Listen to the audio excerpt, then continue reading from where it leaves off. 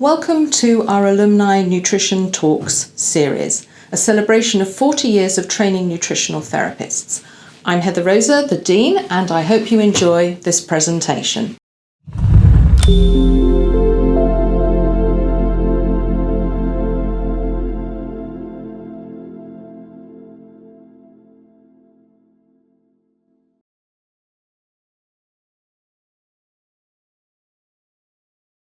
Hello everyone.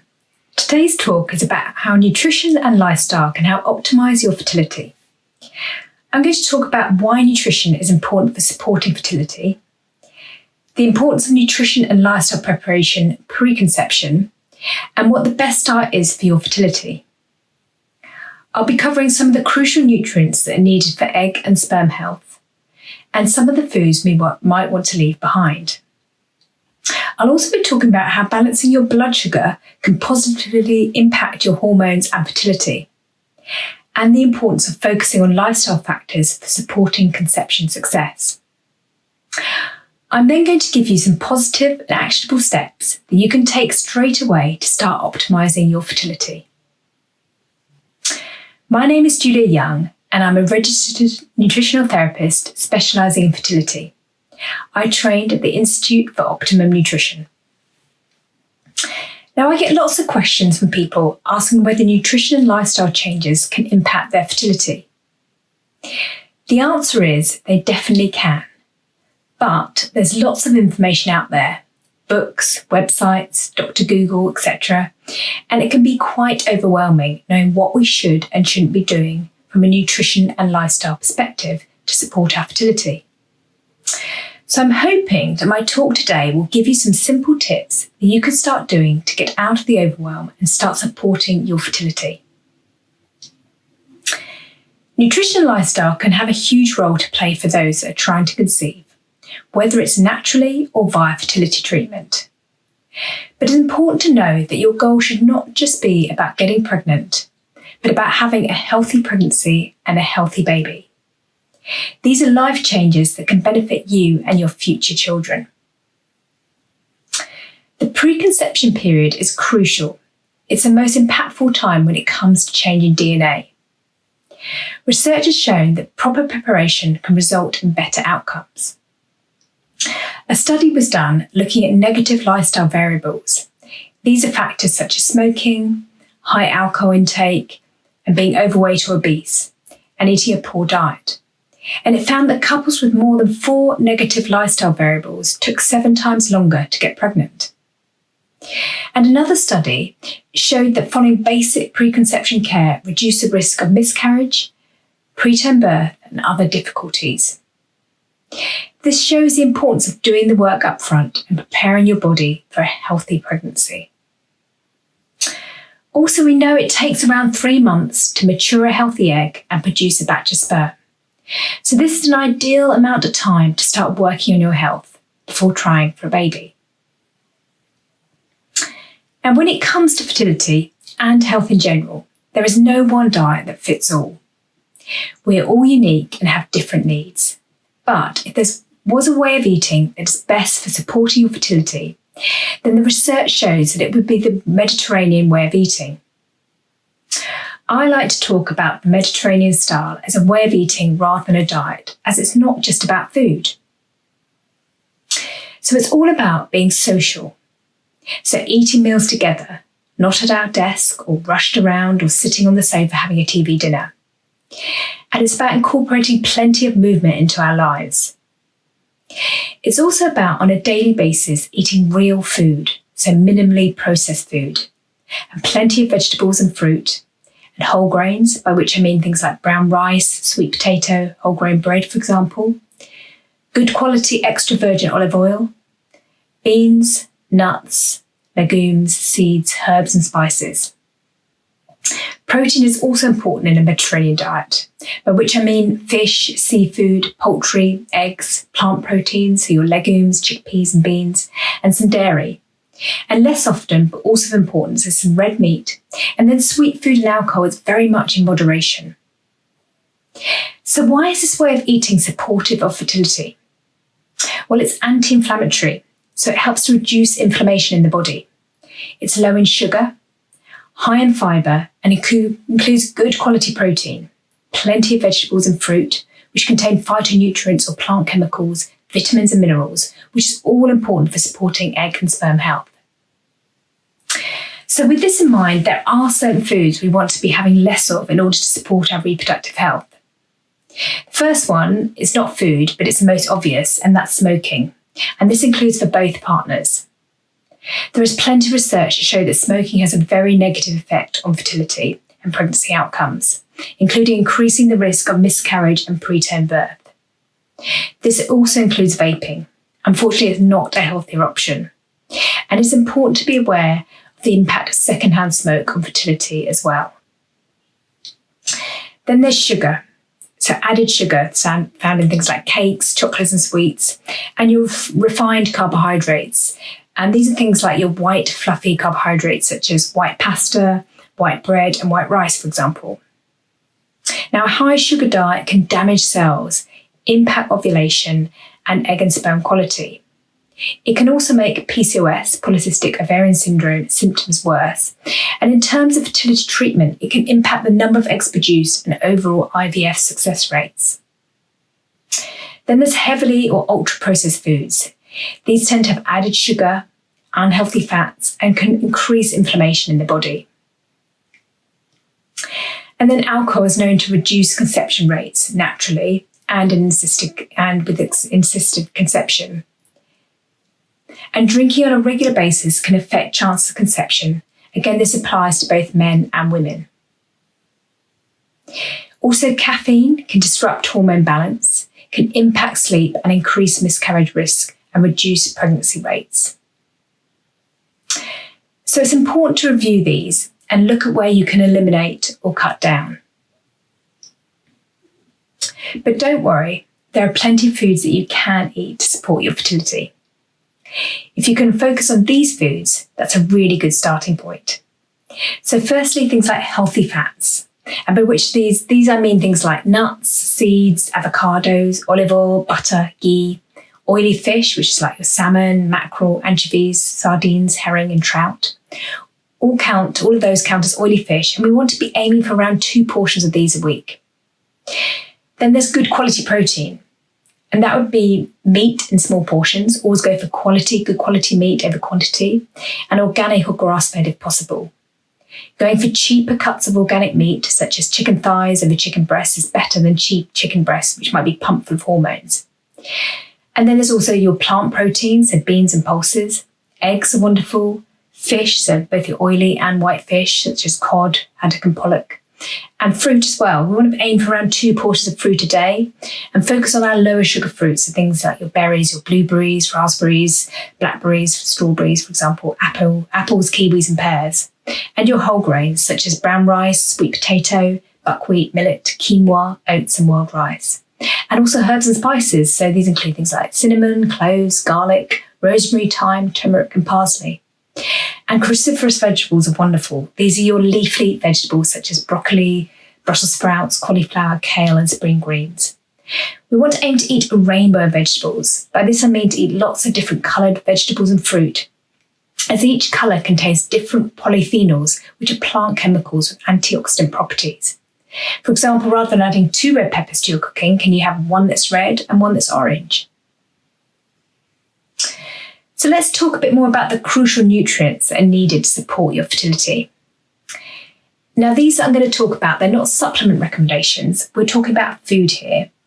And I always have a food first approach, as it's important to get the right nutrients from food before thinking about supplementation. So these are a selection of the nutrients that are needed. So firstly, vitamin A is needed to produce male and female sex hormones. It's needed for the development of follicles, and it helps support the endometrium and can improve sperm parameters as well. It's also important for immune system function, eye health, and thyroid health. So food sources of vitamin A include meat, dairy, fish oil.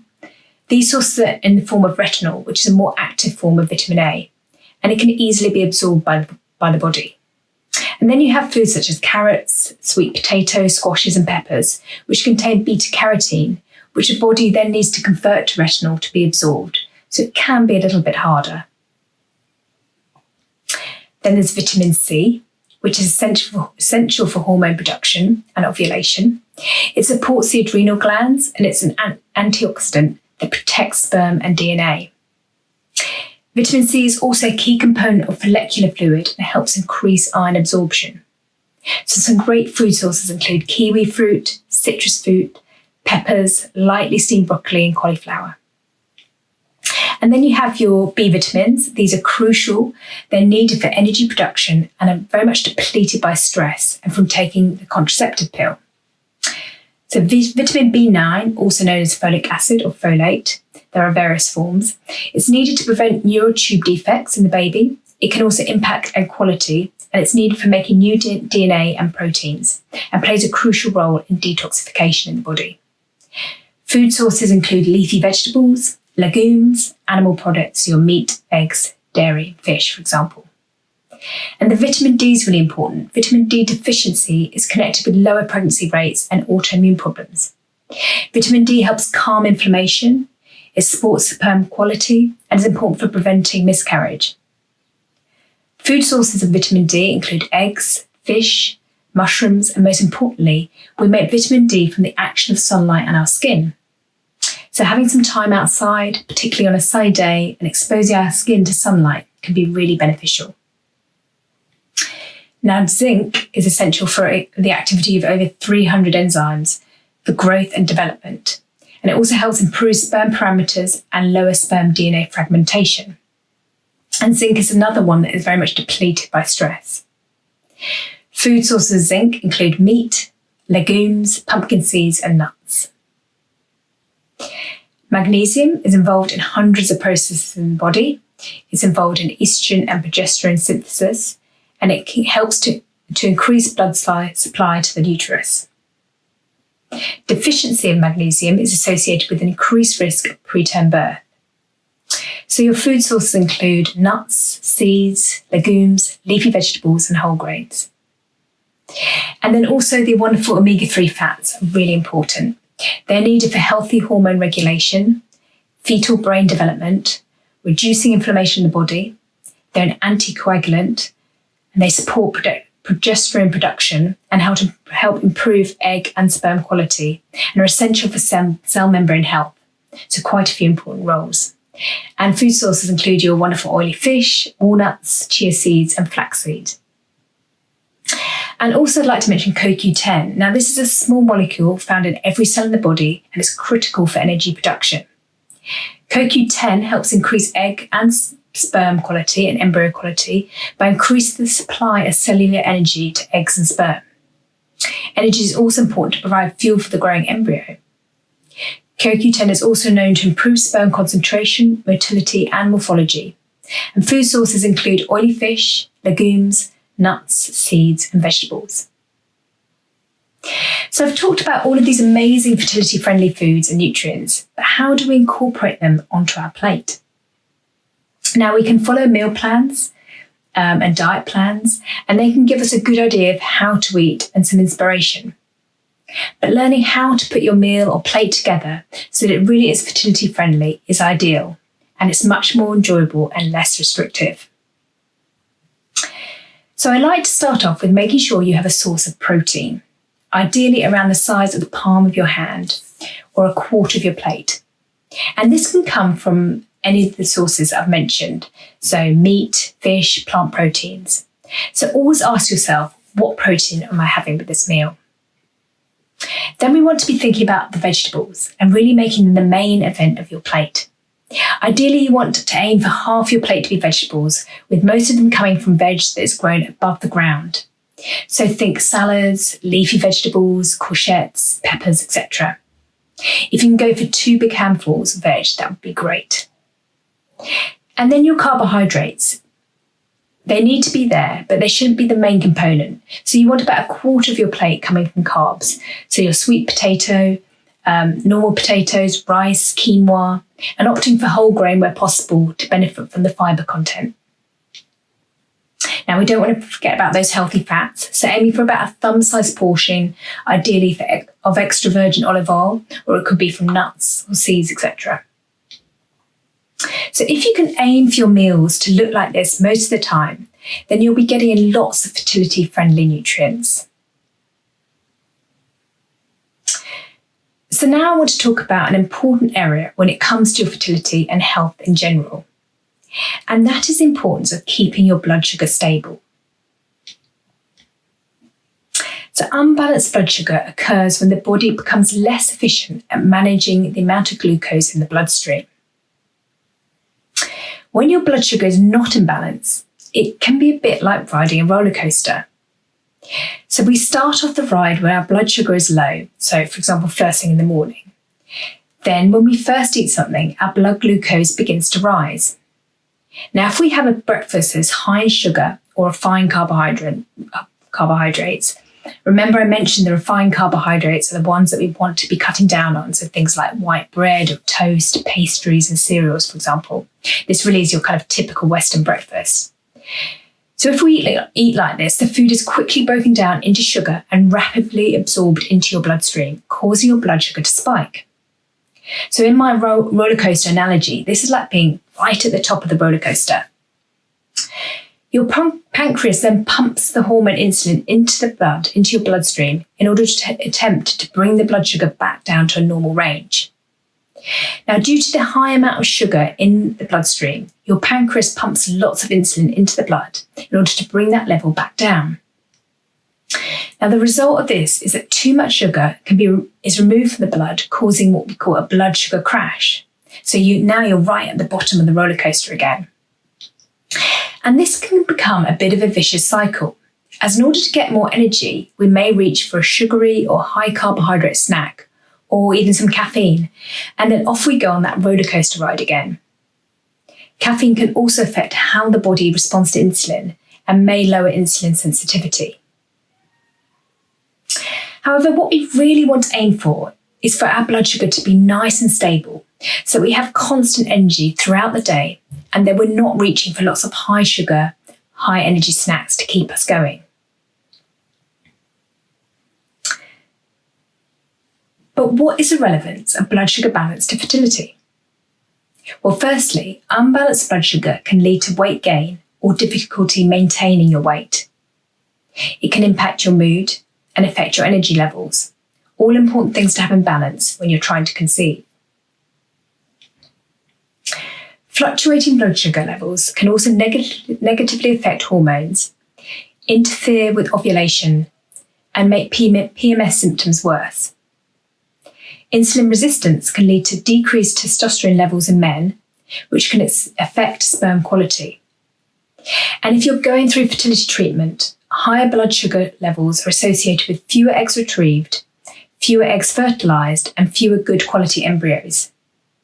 In fact, even slightly elevated blood sugar levels can reduce the chances of a natural pregnancy by 50%. So how do we ensure our blood sugar is in balance? Well, it's important to focus on eating nutrient-dense foods and meals which are high in fibre.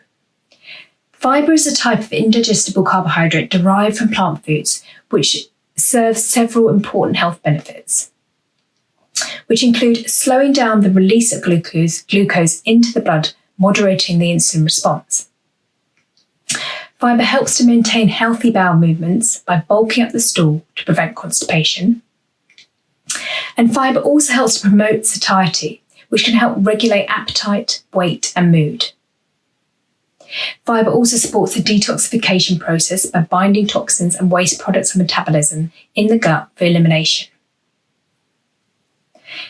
And fibre also acts as nutrition to beneficial bacteria in the gut.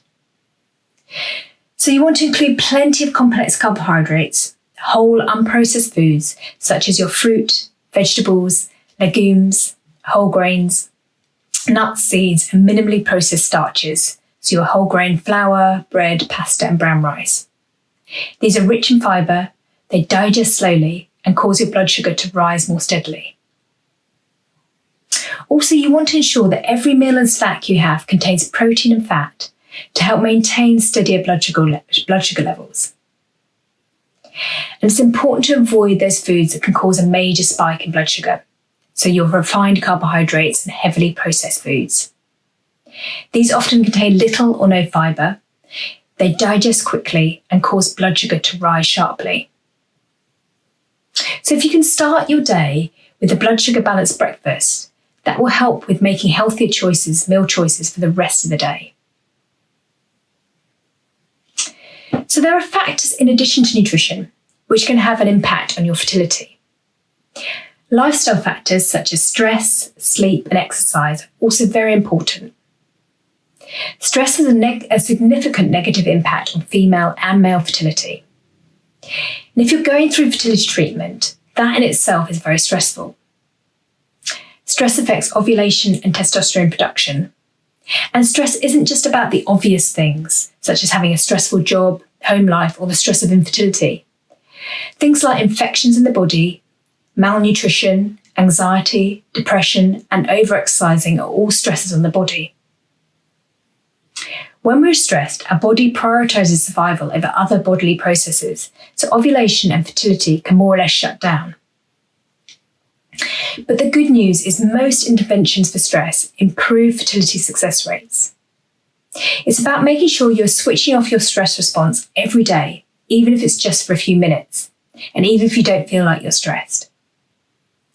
Stress is unavoidable, but we can work on our reaction to stress.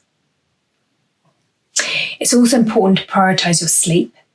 Poor sleep can affect mood, can increase hunger hormones, and lead to digestion issues. Sleep is such a critical component to our physical and emotional health and well-being. Among both men and women, it is well established that sleep disorders, particularly insomnia, are associated with many health conditions, including cardiovascular disease, hypertension, glucose dysregulation, depression, and anxiety disorders. Specific to women, sleep disturbances coincide with premenstrual problems, pregnancy, and postpartum depression.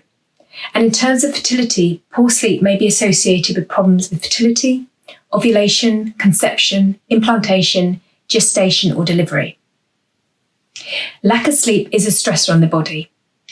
It can affect hormone function and immune system function, as sleep is a time when new immune cells are produced. So even starting off with just going to bed half an hour earlier and turning your phone off an hour before bed could be really helpful. Now, exercise also plays an important role in fertility. So the key here is to get moving. There's lots of research to show that being active helps lower stress levels and increases blood flow to the pelvic region. You want to be focusing on moderate exercise, not too much and not too little, and less sitting is important for stress reduction and having balanced hormones. So to summarise, when embarking on your fertility journey, preparation is key. Allow yourself a minimum of 3 months to prepare your body for fertility and for pregnancy, as it takes this time to mature an egg and produce a batch of sperm. Good nutrition is key when it comes to supporting your fertility, but there is no one diet that fits all. We're all different and have different nutritional needs. Having said that, a good way of eating is to follow the style of the Mediterranean diet. So a great place to start is to invest in a Mediterranean cookbook or start researching Mediterranean recipes online. Aim to improve the nutritional content of your food one meal at a time, and a good place to start is just by adding more veg to your plate. Also, consider addressing your lifestyle factors such as stress, sleep, and exercise. So I hope you've found that useful. If you're interested in finding out how I can support your fertility, I offer a free 30-minute fertility review. There is a link to book that on the homepage of my website, which is www.juliayoungnutrition.com, or you can email me info@juliayoungnutrition.com. I'm also on Instagram @juliayoungnutrition, and I post lots of fertility tips there, so you're welcome to have a look. Thank you for your time. If you enjoyed this presentation, then click on the link in the description to subscribe to our Nutrition Talks email list. And Don't forget to click the like button and subscribe.